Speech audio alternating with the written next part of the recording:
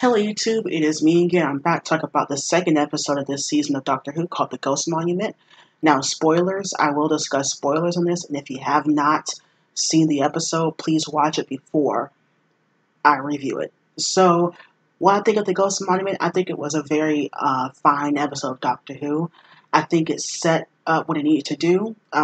This is the usual second episode of the new companions going to an alien planet, not knowing what's going on, and then figuring out what's going on this alien planet. I think for an episode like that, to me, this is one of the stronger ones, in my humble opinion. And I like that it's a newer planet that we've never heard of or never seen in Doctor Who. And I think you're going to see that throughout this whole entire season. So I really enjoyed that. And the mystery of the desolation. And Jodie Whittaker, once again, is on fine form. She's fantastic. All the companions are put in this new situation, and how they react is very entertaining. And I really like that we've gone from episode 1 to episode 2, where you have Ryan and Graham still on the edge. Ryan still won't call him granddad, and I like that we got some more of Yasmin, even though she doesn't get that much to do here. She's still included, and she talks about her family and how important they are to her. And basically, the plot of this episode is these two aliens that they meet when they crash land into their ships. They have to race to the Ghost Monument, and they win this race, and their planet, I guess, is safe. And the Ghost Monument, surprise, surprise, happens to be the TARDIS. And I really enjoyed that reveal of it. I kind of had a feeling it was, considering how pressing the Doctor was talking about it, trying to figure out what the Ghost Monument was, and it was the TARDIS. And so basically this episode is a race to find the TARDIS, since it landed on this planet called Desolation. And later on in the episode, it kind of inferred or basically set out a series-long arc of the stanza, which was where Tim Shaw was from the first episode, from the stanza, and everything like that. And so it seems like that's going to be an ongoing theme throughout the whole entire season, that they're kind of destroying planets. And that's the reason why Desolation looks the way it is, because of stanza. And then one of the other aliens, her planet was destroyed by the stanza also, and also her wife was murdered not the same way, but by the same species like Grace was. So I like that similarities between the two, not the death of the wives, but the fact that she had a wife and it wasn't a big hoopla, and I really enjoyed that. So it seemed that's going to be a big thing. And also another thing, towards the end of the episode, the Doctor is told of a child of time being abandoned and an outcast or something like that. So that's a theory. Now, my theory on that is it might be someone related to the Doctor. It might be Susan. I know we always theorize Susan's coming back this season.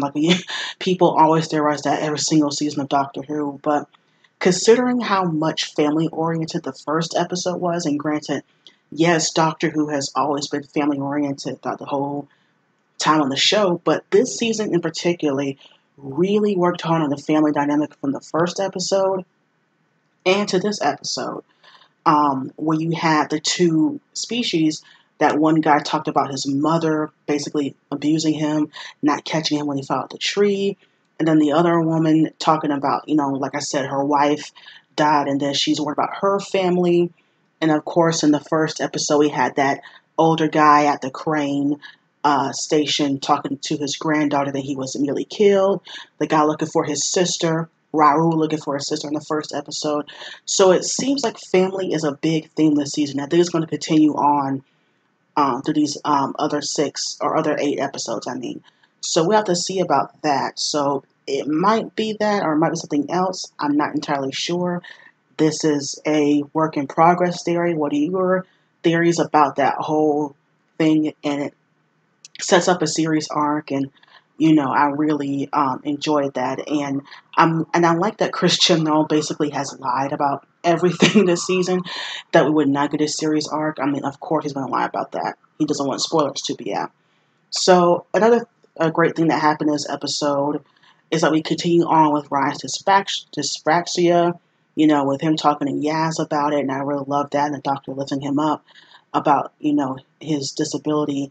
And like Chris Chibnall said at New York Comic Con, this will be a story that's told throughout the whole entire season, not just one off episode.